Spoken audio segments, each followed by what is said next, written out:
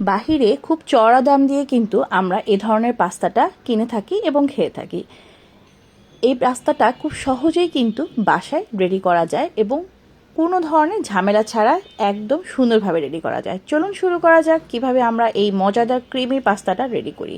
এর জন্যই প্রথমে পানি সেদ্ধ করতে দিলাম সামান্য একটু লবণ এবং কুকিং অয়েল, তেলটা দিয়ে দিলাম সাথে।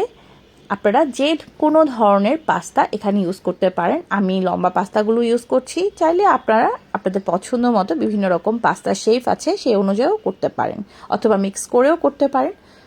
It's up to you actually. এই তো সব কিছু সুন্দর করে আমরা যখন সেদ্ধ করে ফেলবো, এটা মোটামুটি সেদ্ধ হতে 10 মিনিটের মতো সময় লাগবে। 10 মিনিট পরে চেক করে নেবেন বয়েলড হয়েছে কিনা প্রপারলি। এরপরে আমরা একটা স্ট্রেনারে পানিটা ভালো করে ছেঁকে নিব, দেন একটু নর্মাল পানি দিয়ে উপরে আবার একটু ধুয়ে ফেলবো, যাতে এটার কুকিং প্রসেসটা টোটালি বন্ধ হয়ে যায়। এবার একটি প্যানে আমি কিছু বাটার দিয়ে দিলাম 1 চামচের মতন। এই বাটারের মধ্যে কিউব করে চিকেন দিয়ে দিলাম, ছোট ছোট পিসেস করে চিকেনগুলো দিয়েছি। দিয়ে দিচ্ছি গোলমরিচের গুঁড়ো 1 চা চামচ, সামান্য একটু লবণ স্বাদ মতো দিয়ে আমি এই বাটারের উপরে কিন্তু চিকেন কিউব করে কেটে রাখাটাকে সুন্দর করে ভেজে নিচ্ছি।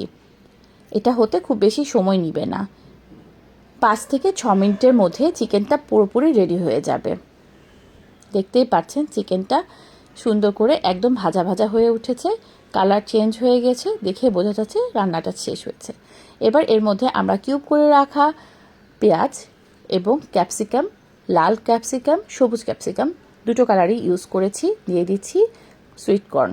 আপনারা চাইলে এই কর্নটা অপশনাল, ইউজ করতে না চাইলে করবেন না। আর ক্যাপসিকামটা যার যেটা ইচ্ছা, যদি একটা কালারও থেকে থাকে তাহলেও দিতে কোনো সমস্যা নেই। এটাকেও আমরা একটু ভেজে নিয়েছি। এবার আরেকটি প্যানে প্রায় 2 টেবিল চামচের মতন বাটার ইউজ করছি। ক্রিম পাস্তায় ট্রাই করবেন অবশ্যই বাটারটা ইউজ করতে, তাহলে ফ্লেভারটা খুবই স্ট্রংলি পাবেন এবং খুব মজা লাগবে। দিয়ে দিচ্ছি রসুন, ভালো করে কুচি করে এটা বাটারের সাথে খুব ভালো করে ভেজে নিতে হবে। এবং দিয়ে দিচ্ছি প্রায় 2 চা চামচের মতন ময়দা। এই ময়দাটা এই বাটারের সাথে অল্প আছে কিন্তু আমরা ভালো করে ভেজে নিব, তাহলে ময়দার গায়ের কাঁচা স্মেলটাও চলে যাবে।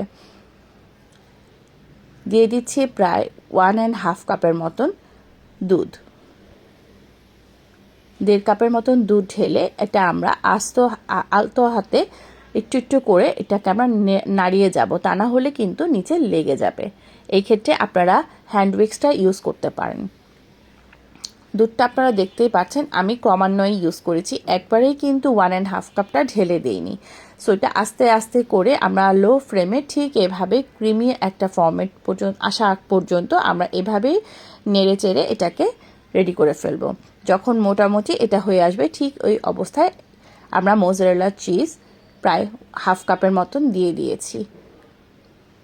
কিছুক্ষণের মধ্যেই কিন্তু এটা সম্পূর্ণ একটা ক্রিম ক্রিয়েট করে ফেলবে। এই ক্রিমটা দিয়েই কিন্তু পাস্তাটা খেতে অসাধারণ টেস্ট ক্রিয়েট করবে। সো এটাতে অবশ্যই মনোযোগ দিয়ে সুন্দর করে করতে হবে। যখন ক্রিমটা পুরোপুরি রেডি হয়ে যাবে, এর মধ্যে আমরা অরিগানো এবং সামান্য একটু লবণ, সেই সাথে চিলি ফ্লেক্সটা অপশনাল, যদি আপনাদের ঝাল খেতে ইচ্ছে না করে তাহলে দিবেন না, তবে আমি দেওয়াটাকে প্রেফার মনে করি, এটাতে সুন্দর একটা স্মেলও আসবে। দিয়ে দিলাম রেডি করে রাখা চিকেনটা এবং সেদ্ধ করা পাস্তাটা। দেখতেই পাচ্ছেন খুব সহজেই কিন্তু আমরা এই ধরনের রেসিপি বাসায় রেডি করতে পারি। রেস্টুরেন্টে গিয়ে চড়া দাম দিয়ে খাওয়ার থেকে বাসায় মাঝে মাঝে যদি এই ধরনের খেয়ে থাকি, এটা স্বাস্থ্যসম্মত হবে এবং পরিবারের জন্য তো খুবই হেলদি। সেই সাথে এখানে উপরে যখন হয়ে গিয়েছে দিয়ে দিচ্ছি ফ্রেশ ক্রিম। এটা সম্পূর্ণ একটা ক্রিম এবং বাটারের স্মেলে খুবই মজার চমৎকার একটি রেসিপি। বাচ্চারা এবং বড়রা সবাই অসাধারণ টেস্টের সাথে খেতে পারবে। ধন্যবাদ সবাইকে, ফলো দিয়ে পাশে থাকবেন আশা করছি।